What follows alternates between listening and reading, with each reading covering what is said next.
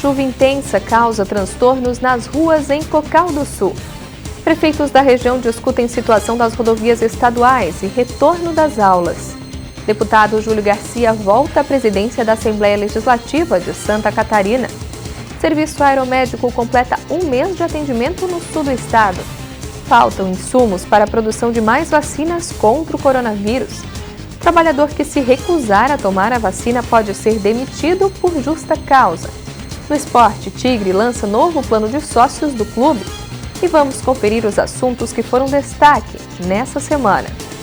As notícias de Criciúma e do sul de Santa Catarina você confere a partir de agora, no ar pela TV Primavera, Informe Região.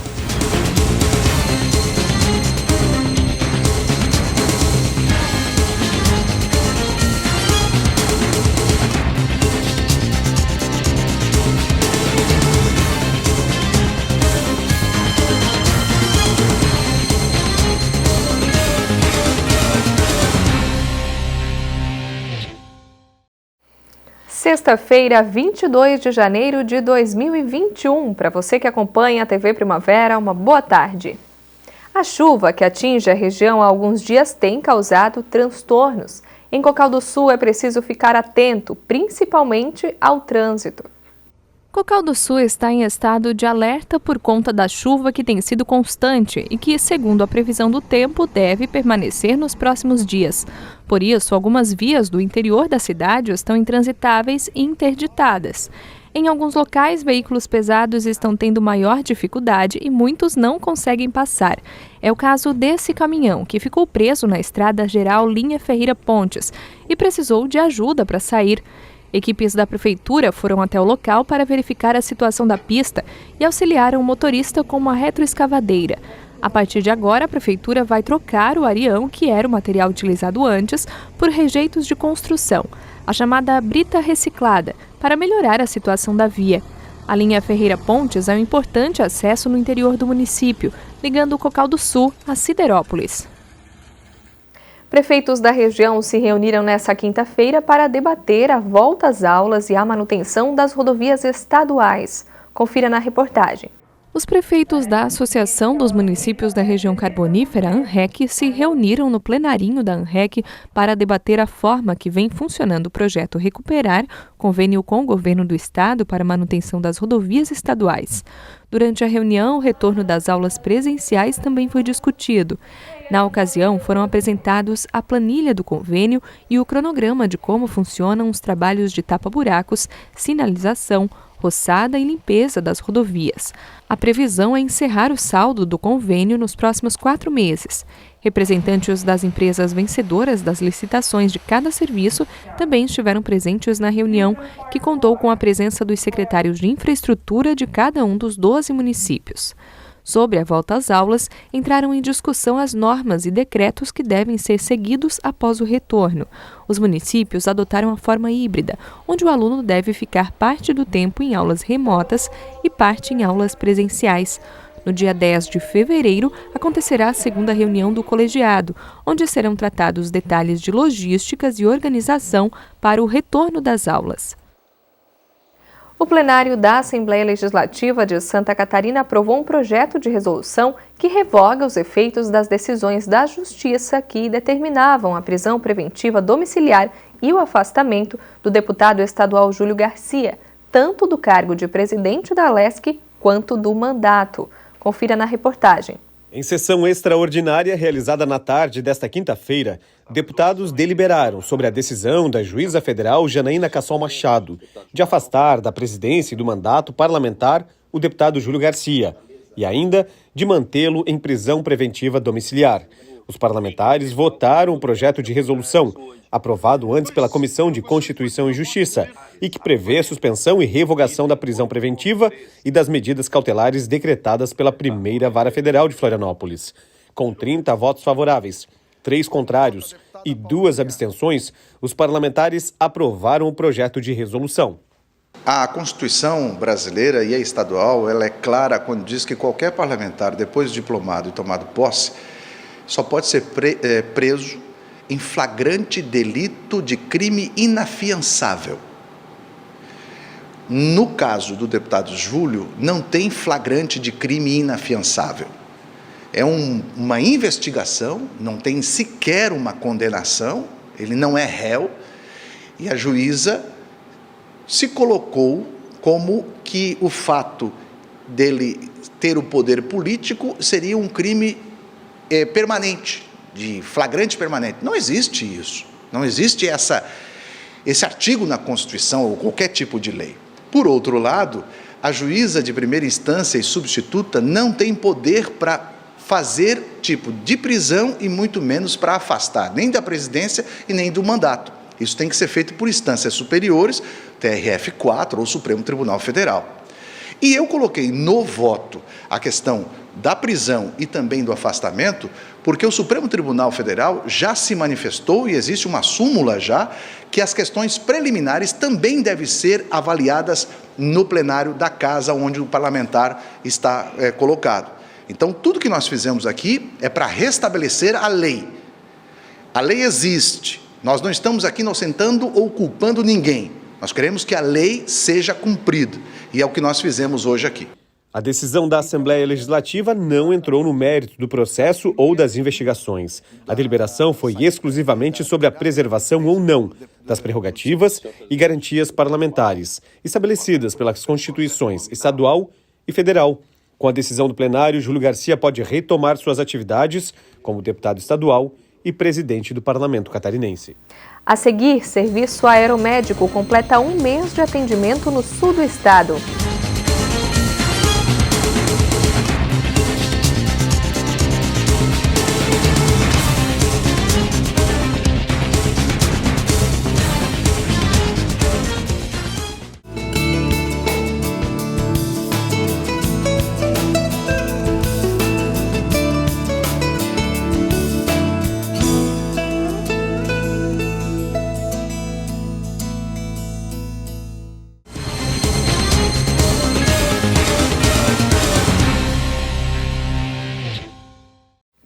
O SAER, o Serviço Aeromédico, completou 1 mês de atendimento no sul do estado. A atuação do helicóptero da Polícia Civil com serviço aeromédico em Criciúma e na região sul de Santa Catarina completou 1 mês nesta quinta-feira. A aeronave é tripulada por policiais civis do SAER e profissionais da saúde do Serviço de Atendimento e Resgate Aeromédico do Sul, o SARASU. Durante esse período, foram realizadas 20 missões aeromédicas de apoio ao SAMU e ao Corpo de Bombeiros Militar de toda a região sul do estado. Entre os principais destaques estão atendimentos de 7 afogamentos, 3 politraumas, acidentes, 3 transferências de pacientes graves e um atendimento de paciente com convulsão prolongada grave. Ao todo, foram 21 horas de voo. O SARASU é mantido pela Associação dos Municípios da Região Carbonífera, ANREC, por meio do consórcio multifinalitário. O SARASU é mantido pela Associação dos Municípios da Região Carbonífera, ANREC, por meio do consórcio multifinalitário, em parceria com a Polícia Civil do Estado de Santa Catarina. Agora, uma preocupação em relação à vacina contra o coronavírus. Podem faltar insumos para a produção de mais doses. A Embaixada da China informou que fará máximos esforços para conseguir avanços no envio de insumos para a fabricação de vacinas ao Brasil. 2 milhões de doses da vacina de Oxford em parceria com a AstraZeneca devem chegar ao Brasil nesta sexta-feira no fim da tarde. A carga vem da Índia no voo comercial até o aeroporto de Guarulhos, em São Paulo, e depois segue numa aeronave da Azul até o aeroporto Tom Jobim, no Rio de Janeiro. Um reforço na imunização dos brasileiros, já que este produto foi aprovado pela Anvisa, mas não pôde ser utilizado por estar fora de alcance. O Brasil havia iniciado a missão de busca, mas antes que o avião decolasse, a Índia informou a suspensão do envio das vacinas. Após 7 dias de negociações, a Índia autorizou o transporte das doses. Nesta quinta-feira, o ministro da Saúde, Eduardo Pazuello, falou em reunião do Conselho Nacional de Saúde que o país deve receber nos próximos meses uma avalanche de novos pedidos de farmacêuticas. Estamos no processo de receber as novas doses, tanto da AstraZeneca quanto as doses fabricadas pelo Butantan. Então, o Butantan já tem outras doses fabricadas, já estamos no processo de recebimento delas. Outros laboratórios apresentam suas propostas, era o que nós esperávamos. Em janeiro, que é agora e começo de fevereiro, vai ser uma avalanche de laboratórios apresentando propostas, porque são 270 iniciativas no mundo produzindo vacinas e a gente tem que estar com muita atenção e muito cuidado para colocar todas elas o mais rápido possível disponíveis, dentro da segurança, dentro da eficácia e na nossa capacidade de colocar no lugar certo, na hora certa. O governo federal também realiza esforços para trazer ao Brasil insumos necessários para a produção e fabricação de vacinas embargadas pela China. A embaixada chinesa no Brasil confirmou que o embaixador da China conversou por telefone com a ministra da Agricultura, Tereza Cristina, e com o ministro das Comunicações, Fábio Faria, para alinhar a cooperação mútua de assuntos de interesse dos dois países. O ministro das Comunicações, Fábio Faria, publicou em suas redes sociais que o governo federal trata com seriedade as questões referentes ao fornecimento de insumos farmacêuticos para a produção de vacinas e que o governo é o único interlocutor do Brasil neste debate. Mas no mesmo dia, o presidente da Câmara dos Deputados, Rodrigo Maia, também conversou com o embaixador chinês. Foi uma reunião muito positiva. O embaixador deixou claro que não há nenhum obstáculo político, que a tramitação técnica que atrasou um pouco, mas que eles estão trabalhando junto com o governo de forma clara pela aceleração da exportação dos insumos para o Brasil. A Fiocruz informou em nota que tem compromisso de entregar até abril 50 mil doses da vacina e mais de 200 mil doses até 2021, mas disse que a não confirmação do envio do IFA, ingrediente farmacêutico ativo, pode comprometer o cronograma de produção, embora ainda esteja dentro do prazo contratual. O Instituto Butantan também espera conseguir importar mais matéria-prima para envasar a Coronavac no Brasil. Além disso, aguarda a decisão da Anvisa sobre o pedido de uso emergencial de 4.800.000 doses da vacina. A expectativa é que a resposta saia até o final da semana. Se isso acontecer, na próxima semana, nós já estaremos em condições de usar as doses da vacina produzidas no Butantan. Quer dizer, esse pedido é um pedido para o produto feito aqui no Brasil, diferente daquele que foi autorizado no último domingo, que era do produto que veio pronto da China. Com isso, com essa autorização, nós regularizamos o fornecimento das vacinas produzidas no Butantan e estamos aí aguardando a chegada de mais matéria-prima. Em reunião online informal com deputados da Comissão Externa de Enfrentamento à Covid, o ministro das Relações Exteriores, Ernesto Araújo, disse que a dificuldade em importar a matéria-prima ocorre pela alta demanda e burocracia. Outros países que precisam importar esse insumo da China estão basicamente na mesma situação, ainda não receberam as entregas, precisando desses insumos, inclusive países europeus, enfim. Então, nós acho que estamos bem colocados nessa situação. Claro que queríamos já ter aqui os insumos, mas todo o processo está avançando e queremos acelerá-lo justamente para que possamos, tenho certeza que conseguiremos, manter todo o cronograma de vacinação. Uma decisão do Supremo Tribunal Federal sobre a possibilidade de o trabalhador que se recusa a tomar a vacina ser demitido por justa causa esbarrou em um problema básico. Ainda não existe vacina para todos. Mas a situação deverá mudar e, por isso, quem tem registro em carteira deve ficar atento. A cada 3 minutos, um profissional da saúde é vacinado contra a Covid-19 em São Paulo. Os números foram informados pelo Vacinômetro, ferramenta que foi criada para fazer a contagem da vacinação. Está disponível no site oficial do governo do estado. Nesse ritmo, a campanha se tornou na primeira semana a maior já realizada no país. Depois de aplicada a dose, a pessoa recebe um comprovante de imunização com QR Code. E esse documento aqui pode fazer muita diferença. Apesar da vacina contra a Covid-19 não ser obrigatória, quem não se vacinar corre o risco de ser impedido de fazer algumas atividades do dia a dia, como, por exemplo, frequentar lugares públicos ou então usar o transporte coletivo. Em casos mais graves, até ser demitido do trabalho por justa causa. A punição é possível porque o STF, o Supremo Tribunal Federal, autorizou na semana passada a adoção de medidas restritivas para quem não se vacinar. cabe à empresa, ao empregador, porque é uma responsabilidade ele cuidar da saúde dos seus trabalhadores, sob pena de ter que responder processos trabalhistas. Então, a empresa ela vai ter que regular isso. Ela vai ter que fazer uma normativa, uma circular a respeito disso. Então, se é uma resposta pronta, ser dispensada não. Mas também, se tem um documento, uma circular, aí sim, ele pode ter o risco, certo? Por indisciplina, por insubordinação, suspensão. Apenas os funcionários que apresentarem justificativas médicas podem ficar sem a vacina, como, por exemplo, gestantes ou pessoas com algum problema de saúde. E também é fundamental que a vacina esteja disponível na cidade onde a empresa está sediada. Quais são os casos que pode acontecer? Gestante, doenças autoimunes, também aquelas que determinada substância que compõe a vacinação causa alergia, risco à saúde. Essas são as exceções. Por enquanto, apenas os funcionários da saúde estão sendo vacinados e ainda não há previsão para que os demais trabalhadores sejam incluídos no Plano Nacional de Imunização. Ela deveria privilegiar trabalhadores de serviços essenciais, trabalhadores mais vulneráveis e trabalhadores pobres, né?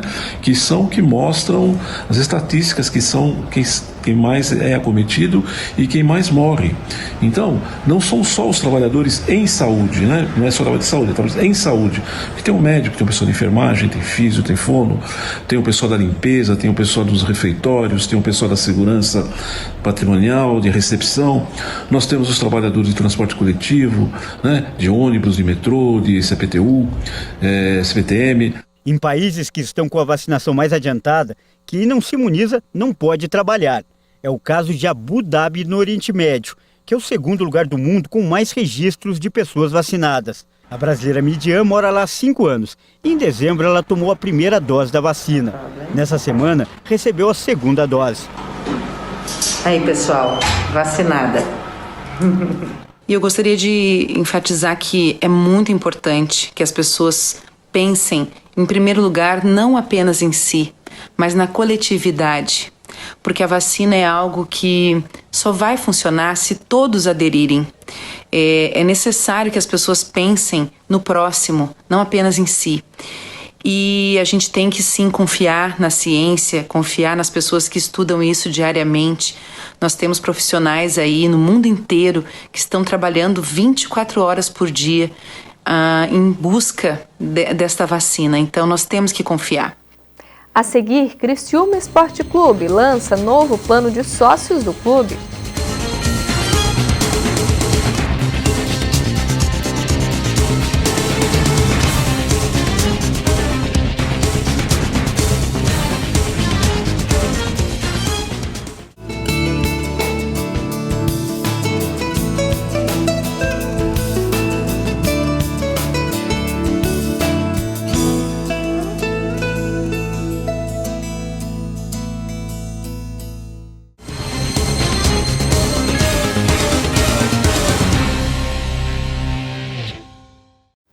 Informação do esporte, o Criciúma Esporte Clube lançou nesta sexta-feira as novidades dos planos de sócios para esse ano. Confira na reportagem. A apresentação dos planos de sócios, o Criciúma é Nosso, para a temporada 2021, ocorreu no auditório do estádio Heriberto Wilson. O torcedor carvoeiro também pôde acompanhar tudo ao vivo na TV Tigre, o canal oficial do Criciúma no YouTube. Entre as novidades está o reajuste dos valores das mensalidades, onde haverá desconto para os associados que preferirem o pagamento antecipado. Os antigos associados do Plano Prata passarão a ter acesso a todos os jogos em casa. Os novos associados terão isenção no valor da confecção de carteirinhas. E haverá ainda um plano próprio para os sócios patrimoniais com direito à carteirinha exclusiva. Todos os planos terão participação no Clube Carvoeiro e em ações exclusivas do Tigre. Por último, está confirmado que 100% do valor recebido dos sócios inadimplentes irão para o clube. Na oportunidade, o presidente do Criciúma, Anselmo Freitas, ressaltou a importância do apoio da torcida carvoeira nesse momento do clube. Para que a torcida realmente pense que o Tigre é nosso, né? O Criciúma é nosso. Essa é a ideia. Então, essa ideia foi, esse plano de sócio foi uma ideia desde lá de trás, né? E, geralmente, as diretorias anteriores faziam um plano de sócio e não ouviam muito a torcida. Agora, a ideia é realmente ouvir a torcida. Nós fizemos ao contrário, nós pedimos para a torcida do Criciúma, através das pessoas que participaram, fazer o plano, apresentar o plano para nós, né? E creio que Canela e Cleiton e Roberto, creio que não houve nenhuma objeção por parte da diretoria. Eu creio que tudo que vocês sugeriram no plano, a diretoria atendeu, e eu sempre falo que, para mim, é mais importante o torcedor dentro do estádio do que a própria mensalidade. Então foi isso que se tentou fazer uma mensalidade que esteja ao alcance de todos, para que todos possam participar. Os novos valores e as novidades dos planos de sócio podem ser conferidas no site do Tigre, o criciumaesporteclube.com.br. Fazer com que o torcedor retorne ao clube e tenha esse sentimento de pertencimento ao clube em uma fase em que o Criciúma é nosso. Nosso traduz o todo. E é esse o sentimento que a gente deseja trazer para o clube novamente. E agora vamos conferir as notícias que foram destaque nessa semana em Criciúma e região. Segunda-feira, início da vacinação contra o coronavírus. Primeiras doses da vacina começam a chegar em Santa Catarina. Hoje é um dia histórico para a saúde pública brasileira de Santa Catarina. Estou aqui em São Paulo, representando o governo do estado de Santa Catarina, o governador Moisés, no ato simbólico de entrega das doses de vacinas contra o coronavírus, dentro do Plano Nacional de Imunização. Na Europa, a vacinação avança. Reino Unido tem estádios e grandes centros à disposição. É uma corrida contra o tempo, porque vemos a ameaça que nosso sistema de saúde enfrenta. A pressão, a demanda em unidades de terapia intensiva, a pressão por leitos ventilados, até mesmo a falta de oxigênio em alguns lugares. Terça-feira, em Santa Catarina, grupos prioritários começam a ser imunizados. A gente pede mesmo para que todos vacinem, porque vocês não sabem como é ruim para as pessoas lá internadas com falta de ar e viradas de barriga para baixo para poder respirar melhor. E quando são entubadas. O Ministério de Minas e Energia fala em alerta na geração de energia do país.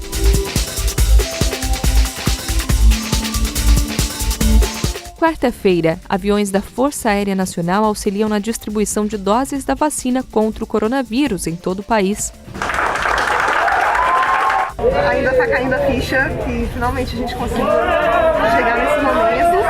E foram muitos dias de luta pesada tanto da equipe de enfermagem como de toda a equipe do HR. O Hospital de Santa Catarina doa insumos para o estado usar na campanha de vacinação.